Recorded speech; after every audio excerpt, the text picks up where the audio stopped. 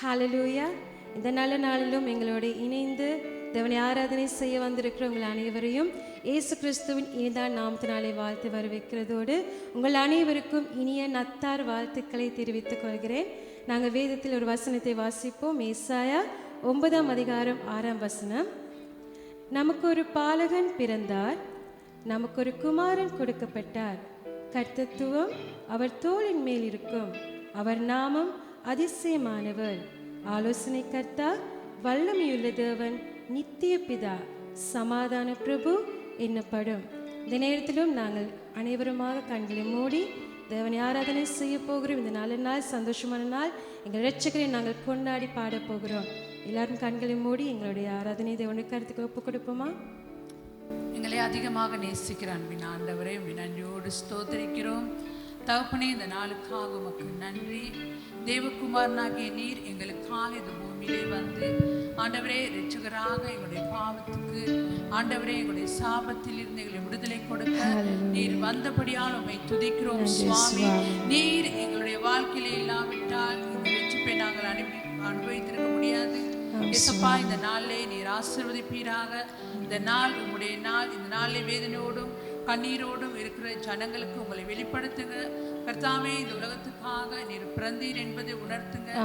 சிலுவையின் நன்றியில் வர கர்த்தாவே உதவி செய்வீராக. இந்த நாளிலே வந்திருக்கிற ஒவ்வொருவரையும் நீர் ஆசீர்வதியும், வழி நடத்தும். வேதனைகள் துன்பத்திலிருந்து விடுதலை கொடுத்து இந்த கிறிஸ்துமஸை ஆண்டவரே மகிழ்ச்சியோடு கொண்டாட கர்த்தாவே நீர் ஒவ்வொருவருக்கும் உதவி செய்வீராக. தேவகுமாரனே, உமக்கு எல்லா துதிகனமாய் உண்டாகட்டும் இயேசுவின் நாமத்தினாலே ஆமென். ஆமென். இதனத்தை சந்தோஷமாக கூட பாடும். பாவங்கள் போக்கவே சாபங்கள் நீக்கவே பூலோகம் வந்தாரையா.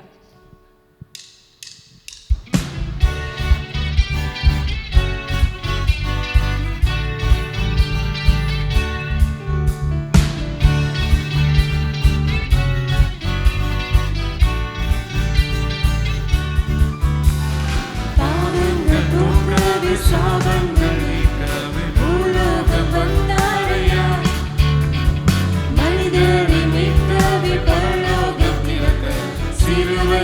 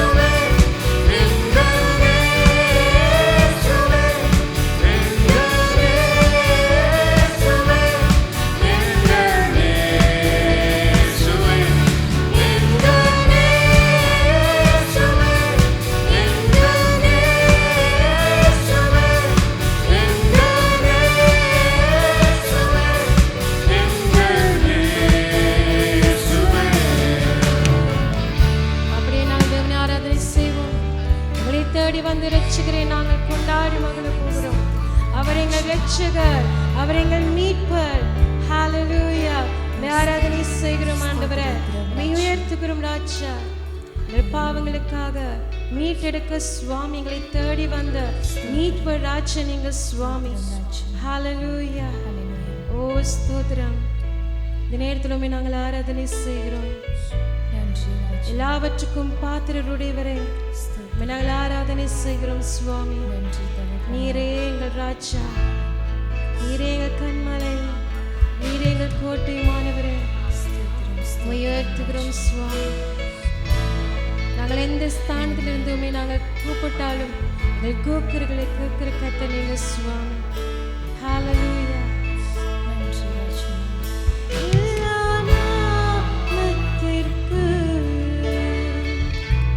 மேலானவர் எல்லா மகிமைக்கும் பாத்திரர் எல்லா நாமத்திற்கு. மேலானவர் எல்லா மகிமைக்கும் பாத்திரர். உம்மை போல் வேறு தெய்வமில்லை, உம்மை போல் வேறு தெய்வமில்லை, உம்மை போல் வேறு தெய்வமில்லை, உம்மை போல் வேறு தெய்வமில்லை. பாத்திரர்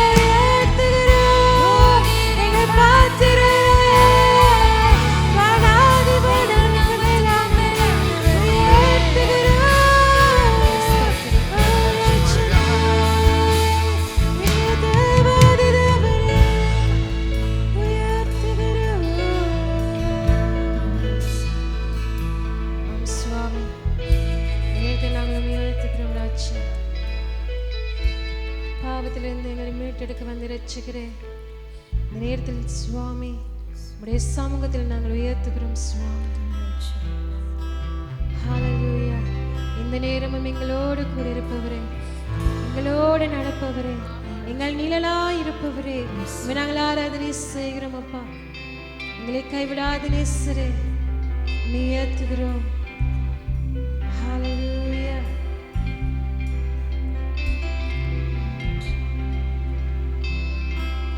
ரட்சகர் வந்ததார், ரட்சிப்பு வந்ததே. சொல்லுமா? ரட்சகர் வந்ததார், ரட்சிப்பு வந்ததே. மன்னிப்பும் கிடைத்ததே, மறுவாழ்வு பிறந்ததே. மன்னிப்பும் கிடைத்ததே, மறுவாழ்வு பிறந்ததே. இம்மானுவேல், தேவன் நம்மோடே. இம்மானுவேல், தேவன் நம்மோடே. இம்மானுவேல், தேவன் நம்மோடே. ஓ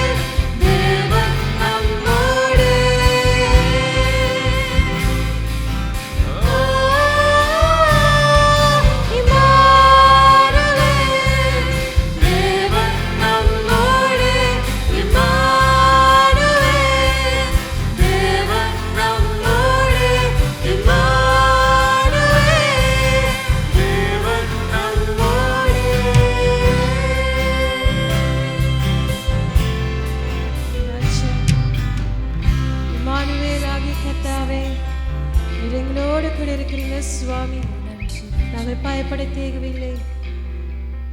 நாங்கள் கலங்க தேவையில்லை. ஏனென்றால் இம்மானுவேல், கர்த்தர் நீர் எங்களோடு கூட இருக்கிறீங்க சுவாமி. எங்கள் ஜீவியத்தின் கடைசி பரியந்தம் எங்களோடு கூட இருக்கிறீங்க. அதற்காக நன்றி செலுத்துகிறோம் சுவாமி.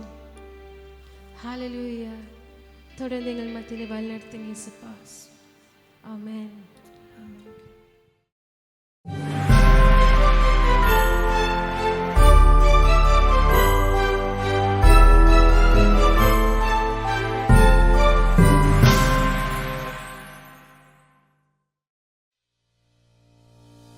நல்லது. உங்கள் ஒவ்வொருவரையும் இயேசு கிறிஸ்துவின் இனிதான நாமத்தினாலே வாழ்த்தி வரவேற்கிறேன். எம்முடைய இணையதளத்திற்குள்ளாக நடைபெறுகிற ஆராதனைகள் தமிழ் ஆராதனை காலை 7 மணிக்கும், சிங்கள ஆராதனை காலை 8:30க்கும், ஆங்கில ஆராதனை 10 மணிக்கும் நடைபெறுகிறது. அதே போலவே நேரிலே சபைக்கு வந்து தேவனை தொழுது கொள்ள விரும்புவீர்களானால் கிருளப்பனையில் இருக்கிற கல்வாரி சபையிலே நீங்கள் எங்களோடு கூட இணைந்து கலந்து கொள்ள முடியும். அங்கு நடைபெறுகிற ஆராதனைகள் தமிழ் ஆராதனை காலை 7 மணிக்கும், சிங்கள ஆராதனை காலை 10:30க்கும், ஆங்கில ஆராதனை காலை 10 மணிக்கும் நடைபெறுகிறது. அதே போல் இணையதளத்தினூடாக உங்களால் எங்களோடு கலந்து கொள்ள முடியாவிட்டால் வாட்ஸ்அப் ஊடாக ஆடியோக்களை கேட்டு நீங்கள் தேவனை துதிக்க முடியும். ஆகவே திரையிலே காணப்படுகிற இந்த எண்ணிற்கு உங்களது பெயரையும் உங்களது தொலைபேசி இலக்கத்தையும் நீங்கள் அனுப்புவீர்களானால் எங்களால் முடியும். ஆராதனை ஆடியோக்களை உங்களுக்கு அனுப்பி வைக்க நீங்கள் அதில் கேட்டு தேவனை ஆராதிக்க முடியும். அதே போலவே உங்களுக்கு ஜெப தேவைகள் எதுவும் தேவையாயின், ஆலோசனைகள் தேவையாயின் இந்த வாட்ஸ்அப் இலக்கத்திற்கு உங்களால் அழைக்க முடியும். எம்முடைய ஊழியர்கள் உங்களுக்காக ஜெபிக்கவும் ஆலோசனைகள் அளிக்கவும் ஆயத்தமாக இருக்கிறார்கள். அதே போலவே இப்பொழுது தேவனுடைய வார்த்தையை கேட்பதற்காக நாங்கள் ஆயத்தமாக இருப்போம். பிரியமானவர்களே, கிறிஸ்துவின் பிறப்பை கொண்டாடுகிற இந்த கிறிஸ்துமஸ் நாளில் உங்கள் ஒவ்வொருவரையும் வாழ்த்துவதில் பெரிய மகிழ்ச்சியை அடைகிறேன். இந்த கிறிஸ்துமஸ் உங்கள் வாழ்க்கைக்கு மேலாக, உங்கள் குடும்பங்களுக்கு மேலாக, உங்கள் அன்பானவர்களுக்கு மேலாக தேவனுடைய சமாதானத்தையும் தேவனுடைய மகிழ்ச்சியையும் நிறைவாய் கொண்டு வர வேண்டும் என்று உங்களை வாழ்த்துகிறேன். கிறிஸ்துவின் பிறப்பை முழு உலகமே கொண்டாடும் இந்த நாளில் ஆண்டவருடைய வார்த்தையை தியானித்து அவருடைய வார்த்தையிலே கிறிஸ்மஸ் செய்தியை எங்கள் வாழ்க்கைக்கு மேலாக எடுத்துக்கொள்வதில் இந்த நேரத்தை நாங்கள் செலவழிக்க போகின்றோம். பரிச்சயமான வேத பகுதியில் இருந்து இந்த நாளின் கிறிஸ்மஸ் செய்தியை நாங்கள் தியானிக்கத்தக்கதாக லூக்கா 1ஆம் அதிகாரம் 26ஆம் வசனத்தில் இருந்து 38ஆம் வசனம் வரையான பகுதியை நாங்கள் வாசிக்க போகின்றோம். 6ஆம் மாதத்தில் காபிரியேல் என்னும் தூதன் கலிலேயாவில் உள்ள நாசரேத் என்னும் ஊரில் தாவீதின் வம்சத்தானாகிய யோசேப்பு என்கிற நாமமுள்ள புருஷனுக்கு நியமிக்கப்பட்டிருக்கிற ஒரு கன்னிகை இடத்தில் தேவனாலே அனுப்பப்பட்டான். அந்த கன்னிகையின் பேர் மரியாள். அவள் இருந்த வீட்டில் தேவதூதன் பிரவேசித்து, கிருபை பெற்றவளே வாழ்க, கர்த்தர் உன்னுடனே இருக்கிறார், ஸ்திரீகளுக்குள்ளே நீர் ஆசீர்வதிக்கப்பட்டவள் என்றாள். அவளோ அவனை கண்டு அவன் வார்த்தைகளாலே கலங்கி இந்த வாழ்த்துதல் எப்படிப்பட்டதோ என்று சிந்தித்து கொண்டிருந்தாள். தேவதூதன் அவளை நோக்கி, மரியாளே பயப்படாதே, நீ தேவனிடத்தில் கிருபை பெற்றாய், இதோ நீ கர்ப்பவதியாகி ஒரு குமாரனை பெறுவாய், அவருக்கு இயேசு என்று பெயரிடுவாயாக. அவர் பெரியவராயிருப்பார், உன்னதமான குமாரன் எண்ணப்படுவார். கர்த்தராகிய தேவன் அவருடைய பிதாவாகிய தாவீதின் சிங்காசனத்தை அவருக்கு கொடுப்பார். அவர் யாக்கோபின் குடும்பத்தாரை என்றென்றைக்கும் அரசாளுவார், அவருடைய ராஜ்யத்துக்கு முடிவிராது என்றார். அதற்கு மரியாள் தேவதூதனை நோக்கி, இது எப்படியாகும், புருஷனை அறியேனே என்றாள். தேவதூதன் அவளுக்கு பிரயுத்தரமாக, பரிசுத்த ஆவி உன்மேல் வரும், உன்னதமானவருடைய பலன் உன்மேல் நிழலிடும், ஆதலால் உன்னிடத்தில் பிறக்கும் பரிசுத்தம் உள்ளது தேவனுடைய குமாரன் எனப்படும். இதோ உனக்கு இனத்தாளாயிருக்கிற எலிசபெத்து தன் முதிர் வயதில் ஒரு புத்திரனை கற்பம் தரித்திருக்கிறாள். மலடி எண்ணப்பட்ட அவளுக்கு இது 6ஆம் மாதம், தேவனால் கூடாத காரியம் ஒன்றுமில்லை என்றாள். அதற்கு மரியாள், இதோ நான் ஆண்டவருக்கு அடிமை, அவருடைய வார்த்தையின்படி எனக்கு ஆகக்கடவது என்றாள். அப்பொழுது தேவதூதன் அவளிடத்திலிருந்து புறப்பட்டு போனார். பிரியமானவர்களே, இது கிறிஸ்மஸ் கதை. நாங்கள் சிறு வயது முதல் வேதத்தில் வாசித்த பிரசங்கங்களில் கேட்ட கதை. இந்த கிறிஸ்மஸில் இந்த கதை, இந்த வார்த்தை எங்களுக்கு எப்படிப்பட்ட ஒரு செய்தியை கொடுக்க போகின்றது என்பது தான் முக்கியமான விடயம். இன்றைய நாளின் கிறிஸ்துமஸின் செய்தியின் தாற்பயம் என்னவென்று சொன்னால், கர்த்தருக்கு ஏற்ற ஒரு பாத்திரமாக வாழ்வது தான் இன்றைய நாளின் செய்தியாய் இருக்கிறது. மரியாள் தன்னை கிறிஸ்துவினுடைய பிறப்புக்கு, இந்த தேவனுடைய சித்தத்துக்கு முழுமையாக தன்னை ஒப்பு கொடுத்தவளாய் காணப்பட்டாள். கர்த்தருடைய தூதன் மரியாளுக்கு வெளிப்பட்டு இந்த தேவனுடைய திட்டத்தை கூறும் பொழுது, தன்னால் எல்லாவற்றையும் கிரகிக்க முடியாத ஒரு கன்னி பெண்ணாக, தன்னால் சமுதாயத்தில் எப்படிப்பட்ட இன்னல்களுக்கு சவால்களுக்கு தான் முகம் கொடுக்க போகின்றேன் என்ற ஒரு பயம் ஒரு பக்கம், இது எப்படி சாத்தியமாகும் என்ற அசாத்தியமான காரியங்களை குறித்த ஒரு தெளிவின்மை இன்னொரு பக்கம், இது எல்லாவற்றின் மத்தியிலும் இந்த பெண், இந்த மரியாள், இந்த கன்னிகை, அவள் விசேஷித்த பெண்ணாய் சித்தரிக்கப்படுவதற்கான காரணம் என்னவென்று சொன்னால், இயேசு கிறிஸ்துவை இந்த பூமிக்கு கொண்டு வரத்தக்கதான ஒரு விலை கிரயத்தை அவள் கொடுப்பதற்கு அவள் ஆயத்தமானாள். இந்த இடத்துல அவள் வீட்டுக்கு போய் உறவுகளோடு சம்பாஷிப்பதற்கோ, அவள் யோசேப்புக்கு நியமிக்கப்பட்டிருந்த ஒரு பெண்ணாக தான் யோசேப்பிடத்தில் போயிட்டு ஆலோசனை கேட்பதற்கோ எத்தனித்ததாக வேதாகமத்தில் நாங்கள் எங்கேயும் காண முடியாது. தேவனுடைய அழைப்பு வந்த பொழுது தன்னுடைய பங்களிப்பை, அந்த அழைப்போடு இணைந்து அவளுடைய அர்ப்பணிப்பை அங்கே தேவைப்பட்ட பொழுது மரியாள் அதற்கு ஒரு பாத்திரமாக தன்னை வடிவமைத்து கொண்டாள். தேவனுடைய சித்தத்துக்கு ஏற்ற பாத்திரமாக அவள் தன்னை ஆயத்தப்படுத்தி கொண்டாள் என்ற செய்தியை இங்கே நாங்கள் பார்க்கின்றோம். பிரியமானவர்களே, எங்களுக்கு ஒரு அழைப்பு வரும் பொழுது, எங்களுக்கு ஆசீர்வாதமான, எங்களுக்கு சந்தோஷமான, எங்களுக்கு பெயர் புகழ் இதெல்லாம் கிடைக்கக்கூடிய ஒரு ஆப்ஷனாக அது இருக்கும் பொழுது எவருமே அதற்கு மறுப்பு தெரிவிப்பது கிடையாது. ஆனால் ஒரு சேலஞ்சிங்கான, ஒரு சவால் நிறைந்த சூழ்நிலைக்கு முகம் கொடுக்க எத்தனிக்கப்படும் பொழுது, அதுவும் ஒரு பெண்ணாக, பெண்கள் அறிந்திருப்பார்கள், ஒரு கன்னிகையாக திருமணத்துக்கு நியமிக்கப்பட்டிருக்கிற ஒரு சூழ்நிலையில் தன்னுடைய கதாபாத்திரத்தையே ஸ்பாயில் பண்ணக்கூடிய, அல்லது சமுதாயம் தன்னை ஒரு விதமான இழிவாக பார்க்கக்கூடிய ஒரு கிரயத்தை கேட்ட பொழுது அவள் அதற்கு மறுப்பு தெரிவிக்காமல், அவள் ஆண்டவருக்கு நான் அடிமை என்று சொல்லுகிறாள்.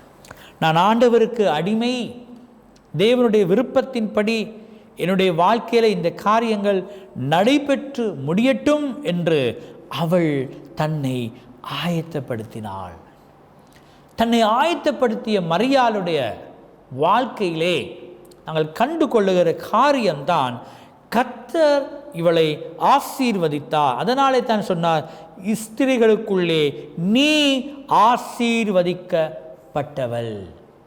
மரியாள் இயேசு கிறிஸ்துவின் தாயாக இந்த பூமியிலே அவளுக்கு ஒரு விசேஷித்த அழைப்பை தேவன் கொடுத்திருந்தார். மேசியாவாய், இந்த உலகத்தின் மக்களுடைய பாவங்களை மீட்டு கல்வாரியிலே தன் ஜீவனை பலியாக கொடுக்கக்கூடிய இரட்சகரை சுமக்கின்ற ஒரு தாயாக அவளுக்கு கிடைத்த அழைப்பிலே அவள் முன்னோக்கி செல்லக்கூடியதாக இருந்ததை நாங்கள் காணுகிறோம்.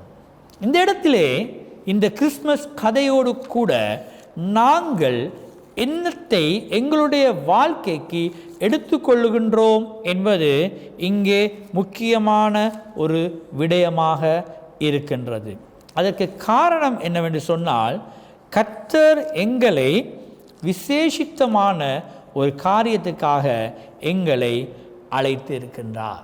எங்களுக்கு ஒரு சிறந்த பணியை எங்களுக்கு கொடுத்திருக்கின்றார். கொஞ்சம் என்னோடு கூட திருப்பிக் கொள்வீங்களாக இருந்தால் 2 கொரிந்தியர் 4ஆம் அதிகாரம், அங்கே நாங்கள் பார்க்கிறோம் 6ஆம் வசனத்திலிருந்து பாத்திரத்தோடு தொடர்புடைய ஒரு செய்தியை நாங்கள் பார்க்கிறோம்.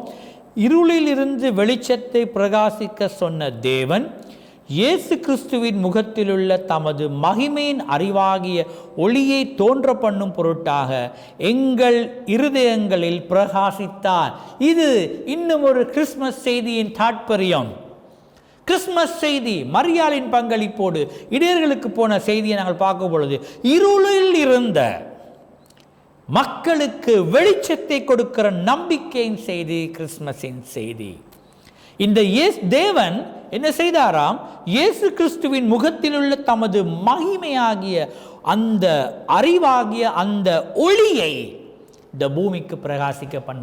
இன்றைக்கு கிறிஸ்மஸின் செய்தியை கொண்டு செல்கின்ற ஒளி சமிஞ்சைகளாக, ஒளி விளக்குகளாக உங்களையும் என்னையும் கர்த்தர் பயன்படுத்துகிறார். இந்த நாட்களிலே சில வாரங்களுக்கு முன்பதாக தேசம் அல்லோலப்பட்டு இயற்கை சீற்றத்துக்கும் வெள்ளப்பெருக்குக்கும் மண் சரிவுக்கும் முகம் கொடுத்து படிப்படியாக அந்த அனுபவங்களிலிருந்து மீழ்ந்து கொண்டிருக்கும் ஒரு காலகட்டத்தில் இன்றைய கிறிஸ்மஸை நாங்கள் கொண்டாடுகிறோம். கொண்டாட்டங்கள் மத்தியிலே தேவையில் உள்ள ஜனங்களை நாங்கள் மறக்கக்கூடாது.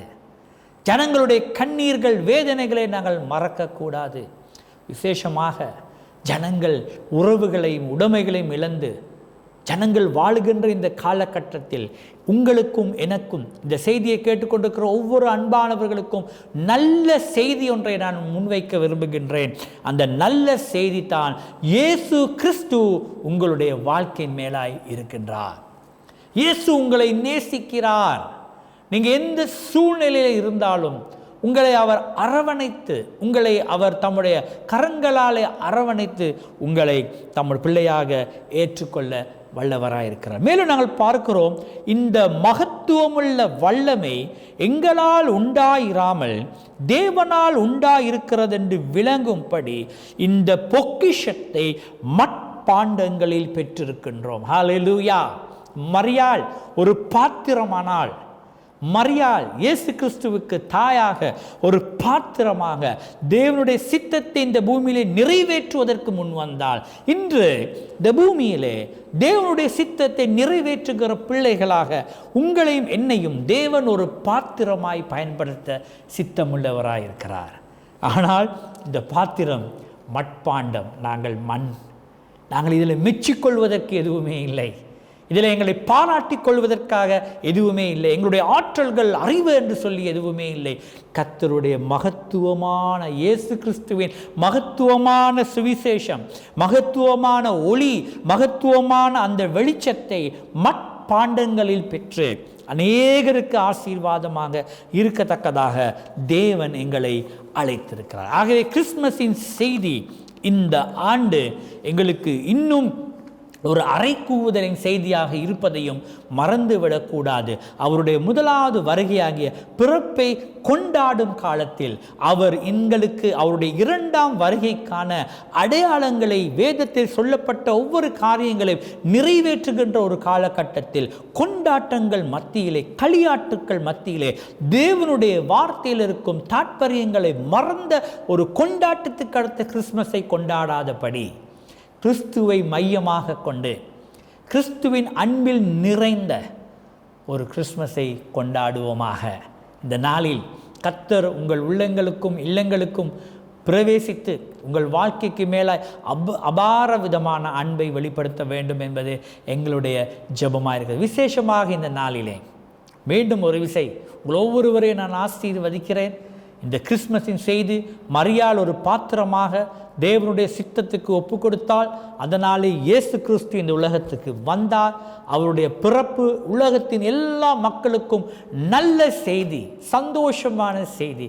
துக்கத்தின் மத்தியிலும் சந்தோஷத்தை பரப்பும், சந்தோஷத்தை பகிர்ந்து கொள்ளும் அன்பின் செய்தி கிறிஸ்மஸின் செய்தியாக இருப்பதனாலே இந்த நாளில் தேவனுடைய அந்த அன்பு உங்கள் வீடுகளுக்கு மேலாய், உங்கள் குடும்பங்களுக்கு மேலாய், உங்களுடைய வாழ்க்கைக்கு மேலாய் ஆண்டவர் அபரிவிதமாய் கொடுப்பாராக. மேலும் தேவையுள்ளவர்கள், உறவுகளை இழந்தவர்கள், தனிமை உணர்வு இருக்கிறவர்கள், நீங்கள் யாராக இருந்தாலும், நீங்கள் எந்த சூழ்நிலையில் இருந்தாலும் இந்த இயேசு கிறிஸ்து உங்களை நேசிக்கிறார்.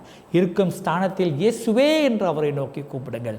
அவர் உங்களுக்கு இறங்குவார், அவர் உங்களுக்கு சமீபமாவார், அவர் உங்களுக்கு அற்புதம் செய்வார், உங்களை வாழ வைப்பார். ஹல்லேலூயா. கர்த்தர் தாமே இந்த பிறப்பை கொண்டாடுகிற இந்த சந்தோஷமான நாளை மீண்டும் ஒரு விசை உங்கள் ஒவ்வொருவரையும் ஆசீர்வதித்து வழிநடத்தி காத்துக்கொள்வாராக. அருமை பிதாவே, இந்த நாளில் உம்முடைய பிறப்புக்காக உமக்கு நன்றி. கிறிஸ்மஸ் நாட்களில் எங்கள் குடும்பங்களுக்கு மேலே நீ கொடுத்த மகிழ்ச்சிக்காய், சந்தோஷத்துக்காய் உம்மை நன்றியோடு ஸ்தோத்திரிக்கிறோம் பிதாவே. அப்பா, இந்த வேளையிலே நான் ஜெபிக்கிறேன். எங்களோடு இணைந்து கொண்டிருக்கிற ஒவ்வொரு பிள்ளைகளையும் ஆசீர்வதித்து வழிநடத்தி காத்து கொள்ளும்படியாக தேவ பிரசன்னத்தினால் மூடி மறைத்து ஆண்டவரே இந்த நாள் அவர்களுடைய வாழ்க்கையிலே உம்முடைய சமூகத்தோடு முன்னோக்கி செல்லும் ஒரு நாளாய் என் தேவன் அமைத்து கொடுக்கும்படியாய் எல்லாம் வல்ல இயேசு கிறிஸ்துவின் நாமத்தில் ஜெபிக்கிறோம் நல்ல பிதாவே. ஆமென்.